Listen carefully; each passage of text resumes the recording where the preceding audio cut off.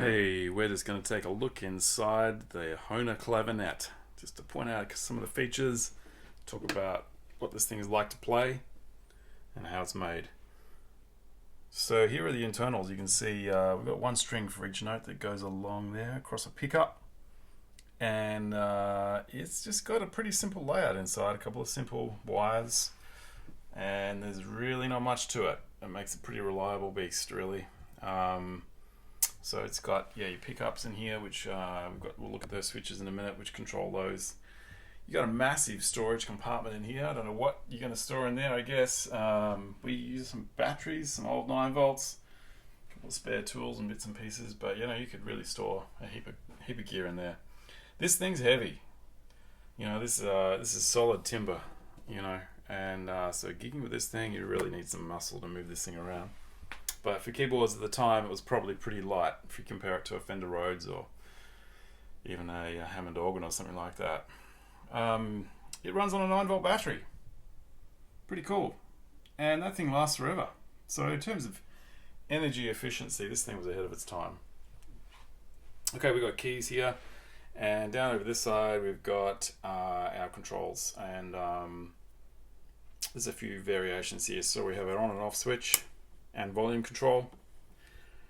Cranks out quite a bit of output, so that's good. It's got some controls here for the pickups to give you some variation in tone. Okay, so so to get that really bright sort of typical Clav sound, I have them all switched on like that, but you can really play around with getting some different sounds out of that and different tones. On this side we have another control. This control basically puts a mute. As I'm sliding it, it's muting. It's putting a thing on the strings to give them a much shorter sound. Okay, so a really very plucked, very short, detached sound. Okay, so it's a pretty cool control. You can set it halfway. You can really figure out where you want that and create some more effects as you go. So that's pretty much it. That's a pretty simple machine, really heavy. One of the other things that I should talk about, I guess, is actually when you play the keys. It's slightly shallow compared to other keyboards. One of the other things that's really cool, especially for a keyboard of this era, is you can control volume. So it's very unique in that respect. I suppose you can really get softs and louds out of the way you play these keys. They're touch sensitive.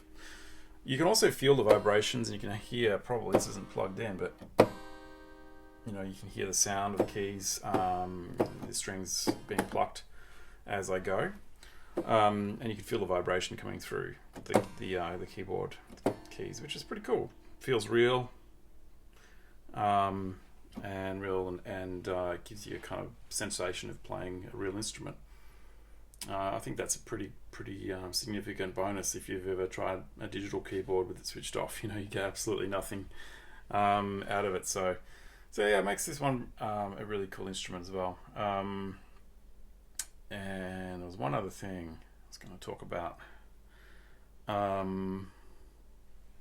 Plug it back. We've only got the 9 volt adapter plug. Okay, so if I'm using this for a while, I'll use an adapter like a transformer, and it's got one output. Okay, that's it. No pedals, nothing else, and that's all it's got really. So, most people get one of these and chuck a wah pedal on it, or do some cool things with different effect pedals.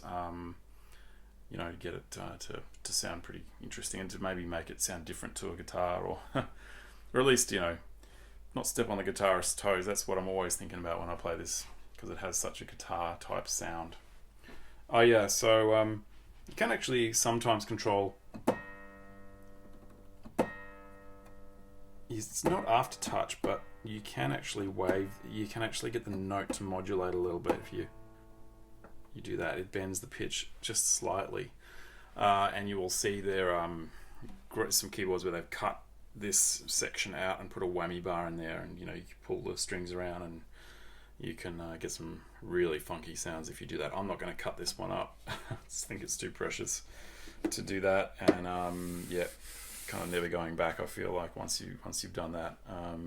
You can also buy upgraded circuitry and switches, and sort of this section here can be modified to basically upgrading the electronics to do more effects and much newer, less buzzier sort of electronics in there.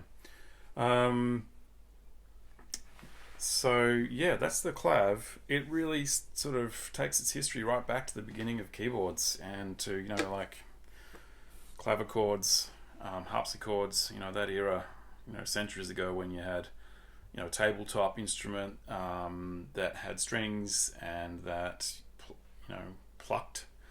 There was a little device that plucked the strings rather than the piano, which hits the strings with like felt hammers. So in a way, this is like a reinvention of a very, very old style of instrument, and it's really cool. So you get a chance to play one of these things. It just feels funky to play. It's just simple as that.